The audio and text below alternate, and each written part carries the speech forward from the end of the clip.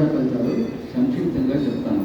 ఈ క్రోధినామ సంవత్సరం ఎప్పటి నుంచి ఎప్పటి వరకు ఉంది అంటే 9/4/2024 నుంచి 29 మార్చి 2025 వరకు ఈ క్రోధినామ సంవత్సరం ఉంటుంది. 29 మార్చి 2025 వరకు 30 మార్చి నాడు నెక్స్ట్ ఉగాది వస్తుంది, విశ్వాసం ఉగాది వస్తుంది. అంటే ఈ సంవత్సరం ఈ హొరైజన్ అంటే ఈ విశ్వాంతరాళం దీనిని 12 భాగాలుగా చేశాము. ఈ 12 భాగాల్లోనూ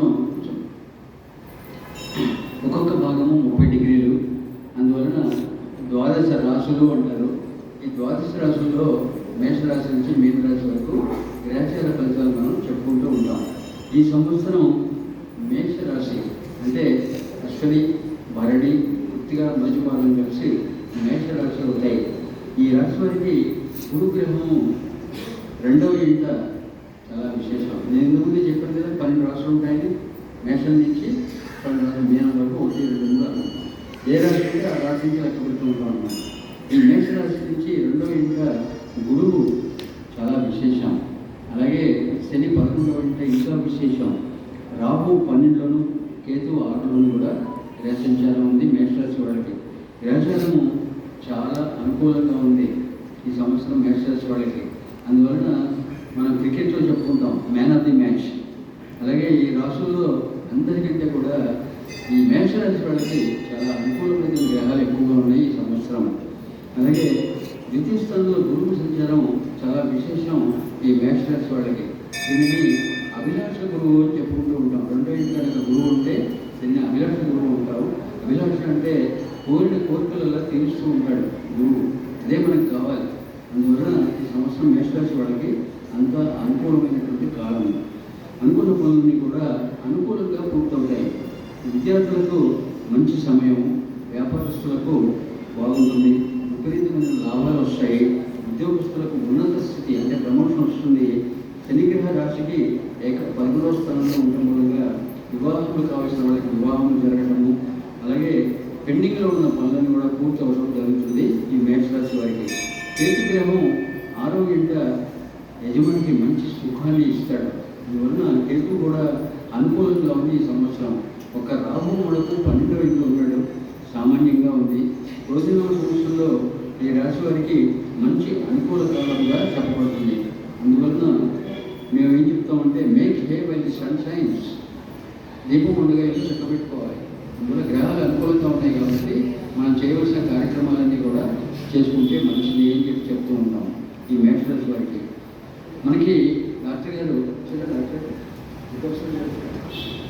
అయితే డాక్టర్ గారు మనకి ఏం చెప్తారంటే ఏదో ఈ శరీరం రోగమయం, ఏమో పురుగులు పుట్రాలు లోపల చేరుతూ ఉంటాయి, దానివల్ల అనారోగ్యాలు వస్తూ ఉంటాయి, దానికి మందులు వేస్తూ ఉంటాం. వాటి పేరు ఏంటంటే యాంటీబయాటిక్స్. పురుగుని చంపడానికి ఒక యాంటీబయాటిక్ డాక్టర్ గారు రాస్తూ ఉంటాడు. అలాగే మనకు ఈ యొక్క ఎస్ట్రాలజీలో యాంటీబయాటిక్స్ కొన్ని ఉన్నాయి, మంత్రానుష్ఠానం అన్నమాట. దాంట్లో దుర్గా సప్తశ్లోకి, అలాగే ఆదిత్య హృదయ పారాయణ, సూర్య నమస్కారం ఇవన్నీ కూడా రోగగ్రస్తులకి చాలా బాగా పనిచేస్తాయి. అలాగే ఏ గ్రహం బాగుండకపోతే ఆ గ్రహానికి కావాల్సినటువంటి దేవతని మనం ఎక్కువగా పూజిస్తూ ఉంటాం.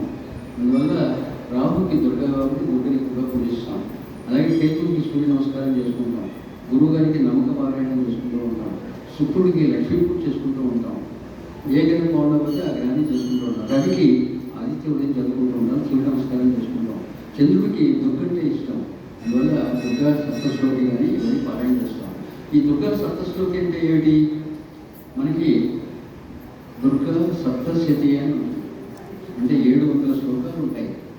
700 శ్లోకాలు పఠించమంటే నాకు ఒక్క శ్లోకం కూడా పఠించడానికి టైం లేదు, నేను ఎక్కడ చదువుతాను అంటారు. అందుకని ఒక్కొక్క 100 శ్లోకాలలో ఒక శ్లోకం తీసుకున్నారు. 700 శ్లోకాలను 7 శ్లోకాలు తీసుకున్నారు. వాటినే దుర్గా సప్తశ్లోకి అన్నారు.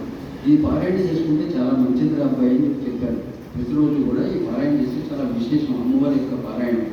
అందువల్ల రాహు సరిగ్గా లేకపోతే ఈ దుర్గా సప్తశ్లోకి పారాయణ చేసుకుంటూ ఉంటాం. తర్వాత గృహ సంపాదన, వివాహాలు కావాల్సిన వారికి వివాహం జరుగుట అంతా కూడా అనుకూల వాతావరణం ఉంది మేషరాశి వాళ్ళకి. కేతుగ్రహం 6వ ఇంట యజమానికి మంచి సుఖాన్ని ప్రసాదిస్తాడు. అలాగే రావుగ్రహ వ్యయస్థానం మనకు సామాన్యంగా ఉంది. ఈ గోధుమ సంస్థల్లో ఈ రాశి వారికి మంచి అనుకూలమైన కాలంగా చెప్పబడుతుంది. కాబట్టి ఈ దీపం ఉండగానే ఇల్లు చక్కబెట్టుకోవాలన్న సామెతను ఫాలో అయ్యి చక్కగా ముందు జీవితానికి వెళ్ళండి. దుర్గా సప్తస్వరి పారాయణ చేస్తే చాలా మంచిది.